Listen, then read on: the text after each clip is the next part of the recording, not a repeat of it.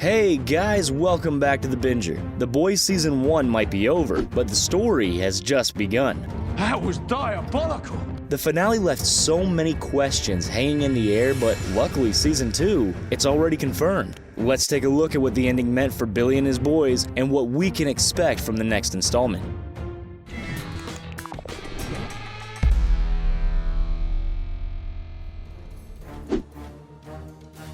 You can't get to the ending without going through a little bit of the backstory, so let's just take a second and do a brief recap here. There are many parts of this Amazon show that make it a real hit. For a start, it's about heroes. And you know that we love those Cape Crusaders here at The Binger. However, this dystopian version of the crime-fighting do-gooders is exactly what we needed. And don't get us wrong, it's not that we don't love a simple save-the-world story, it's just that everything needs revamping occasionally. If the premise of The Boys wasn't enough, the character history makes it even more noteworthy. In essence, it's all about seeking justice and getting revenge. At the start of Season 1, Huey wants to throw down and avenge the passing of his girlfriend. A-Train was not in his right mind and ran straight through her, leaving Huey with nothing but a pair of hands. You had to feel for the guy. It's not the kind of thing that's gonna build a solid friendship, you know? As the story develops, it becomes clear that Huey's mysterious new buddy Billy started the boys to get revenge for his own personal sob story. After Homelander commits an unspeakable crime against his wife Becca, she disappears and is presumed dead. In short, there's a whole lot of heartbreak going on. Teaming up seems like the logical thing to do, so Huey joins Billy's boys, determined to take Vought down. The corporation, which is the superhero management company, has been purposely giving babies a dangerous secret compound. Yeah, scandalous, right? They create heroes to keep their business going. You know, supply and demand and all that.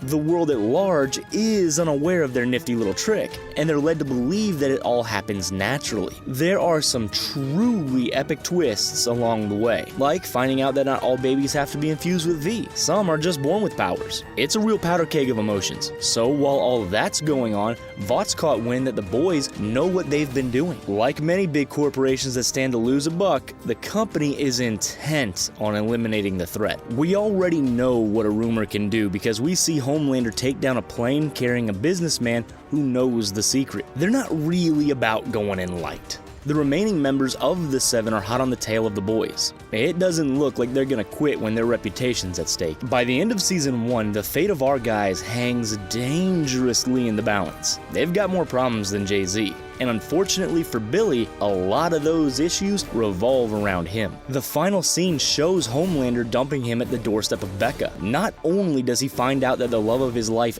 isn't dust after all, but that she gave birth to Homelander's child, who incidentally has superpowers. In terms of cliffhangers this season, it had it all. The perfect buildup, the payoff, and that insatiable thirst for more. With such a climactic ending, what could Season 2 possibly have in store? Amazon has done a good job of staying faithful to the original comics, but they have deviated in some ways. In fact, there's a lot of pretty awful events that they vetoed entirely. Becca does perish in front of Billy in the source material. She goes into labor and Homelander's baby, equipped with laser vision, destroys her from the inside out. Needless to say, Billy is not too happy about that. So who does he take it out on? The child, of course. Yeah, it's just as grim as it sounds. However, showrunner Eric Kripke has confirmed that that will not be happening. According to him, the characters of Becca and her child are just too brilliant to pass up.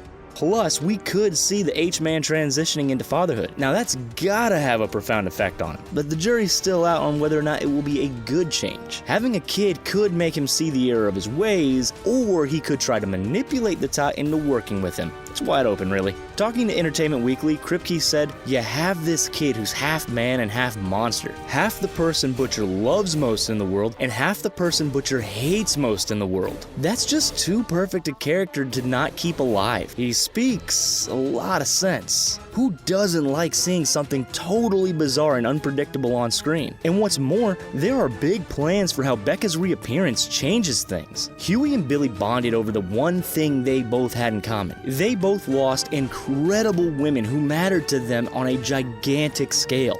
Without them, they were broken men with nowhere to turn. Now that Becca's alive, this could change things between the comrades in arms, messing with the dynamic. Audiences love conflict, and Kripke does too. He is adamant that the heroes will find themselves in completely different places next season. Now, what that means for Becca and Billy's future together as a couple, that remains to be seen. Aside from that bestie drama, there's something else about to go down on a much higher level. As we've already touched upon, Madeline Stillwell, she's gone. Her boss, Stan Edgar, is likely to take on a much bigger role in the second season, and expect him to throw down. Just like many bigwigs at the helm of corporate powerhouses, Stan is cutthroat and ruthless. He'll do anything to keep Vought afloat, so you can bet your bottom dollar that he's going to rally the Seven. As it stands right now, A-Train is having bad withdrawals from V, Translucent, he's bit the dust, and Starlight has gone off the grid. Ironically, the Deep is in deep trouble trying to handle his dodgy gills, so the Seven are much less of a threat than they were in the beginning. With that being said, Homelander, Black Noir, and Queen Maeve are all still fighting fit. So while all that's going on with the Seven, what can we expect from the boys? The first season spent a lot of time introducing us to the central 5 members of Billy's gang. Now that we know a little more about each of them and what their motivations are, we could get to witness them on a different level. It's highly likely that we'll end up seeing much more of them together as a group as they try to fend off the Seven. Expect some truly epic fight scenes that could rival some of the best action series that we've ever seen. And of course, because this ragtag band of brothers isn't always perfect, expect some hilarity too.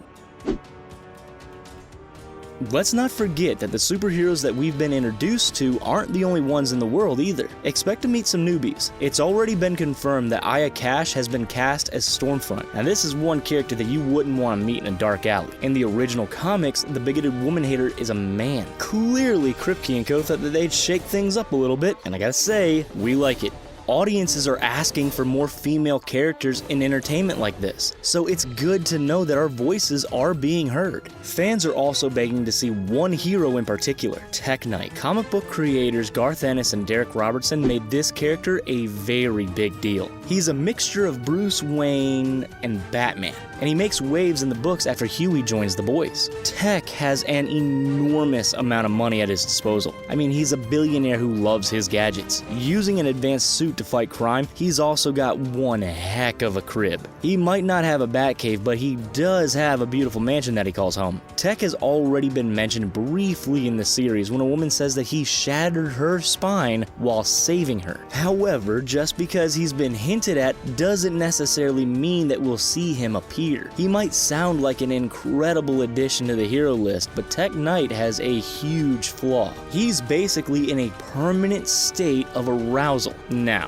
considering what we've seen so far in Season 1, it's clear that Amazon doesn't mind getting a little frisky with it, but how far are they willing to go? If they wanted to stay true to the character, then things could go way beyond anything we've seen so far. To put it into perspective, a scene where Homelander has a personal moment on top of a building in NYC was supposedly cut out. Now sure, that sequence was pretty out there, but it's nothing compared to what Tech Knight gets up to in the comics. Even his therapist's coffee cup and the ear of his butler aren't safe, as that personality trait is such a key part of who the billionaire playboy is. It's difficult to see how Amazon could tone it down. However, on the flip side, it would be a crying shame if he didn't make it into Season 2. There's no official word on this yet, so let's just hope they manage to figure something out. Breaking Bad alum Giancarlo Esposito has only made a brief appearance as Big Boss Stan Edgar so far. According to Kripke, it was only planned as a brief cameo, but now the role is being expanded. He told IGN, sure enough, in Season 2, that becomes a really important character. So I had to call him and go, hey, remember that cameo you did for me as a favor in Season 1? Now I need you for 4 to 5 more episodes. To his credit, thank God, he's available and enthusiastic. Esposito is an incredible talent and will no doubt be a huge asset with exciting storylines. A lot of familiar faces will also return, with Carl Urban as Billy, Jack Quaid as Huey, Aaron Moriarty as Starlight, and Chase Crawford as the Deep. Any character with an unfinished storyline that hasn't shuffled off the mortal coil will be back.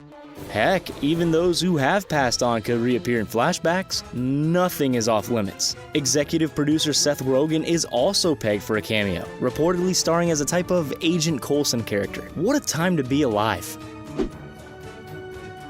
It's not very often that shows confirm the second season even before the first season has been released. Amazon had such a great feeling about The Boys that it couldn't wait to get started. Given how well it's been received, the renewal was a risk that paid off in the best way. Not only did it give the fans something to look forward to straight away, but it's a very smart production choice too. With nothing standing in their way, production could just get on with things and start creating more magic. Amazon has yet to tell us when we can expect season 2 to drop, but that doesn't stop us from speculating, does it? It's clear that the audience is already chomping at the bit, eager for their next fix. It's highly unlikely that the streaming service will want to let go of that momentum. We can't give you a date for your calendars, but late 2020, early 2021 seems like a good ballpark figure. As for first glimpses and trailers, it won't be long. Filming has already started, so expect to see some more promos hitting your screen sooner rather than later. This industry is all about keeping the buzz alive. They have to give the people what they want. In the meantime, don't be surprised if several boys-related Halloween costumes pop up in your timeline this fall. That is if you got some cool friends. Do you have your own theories of what's in store for season 2? Sound off in the comment section down below. Before you go though, be sure to hit that subscribe button and give this video a nice big thumbs up. We really appreciate it. Until next time guys, thanks for watching. We'll catch you in the next video.